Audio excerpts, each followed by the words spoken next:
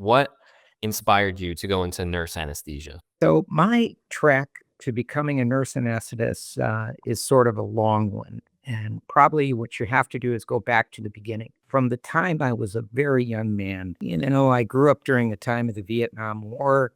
There was, a little bit of political unrest. And I always knew that I wanted to do something to help people. I kind of felt that was my path, that I was going to help people somehow. And long story short, I thought I was going to get a college scholarship. I came from a family of 7, not a lot of money around. Thought I was going to get a scholarship for wrestling because I was pretty good at that time. That didn't happen. So I wound up going in the military for 2 years, and I served the country so that I could get my GI Bill. When I got out of the Navy, I was married. And at that time, my wife and I both were in the Navy, so we went college on our GI Bill.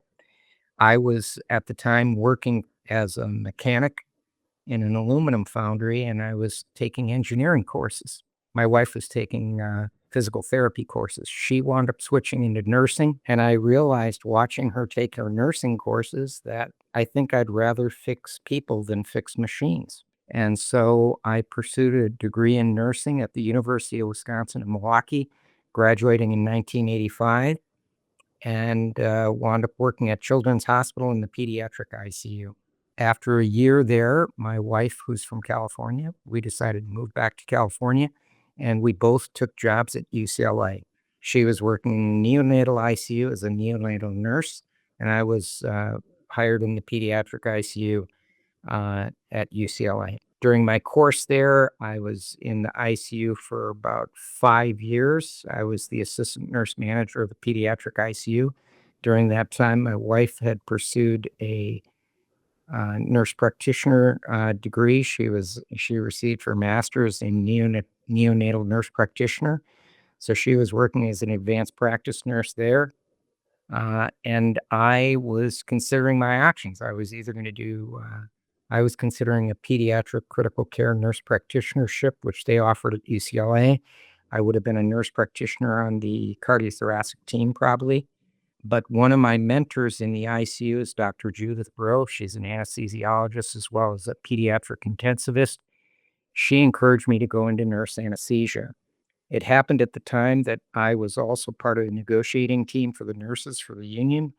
And I met the nurse anesthetist that represented both the UCLA program of nurse anesthesia, but she also represented the nurse anesthetists in the negotiations for their salaries. She invited me down to the operating room for a day of observation. I got to watch her and a second-year student, along with an anesthesiologist. They were doing a hepatectomy along with Dr. Busatil, who was the chief of transplant surgery at the time at UCLA for livers.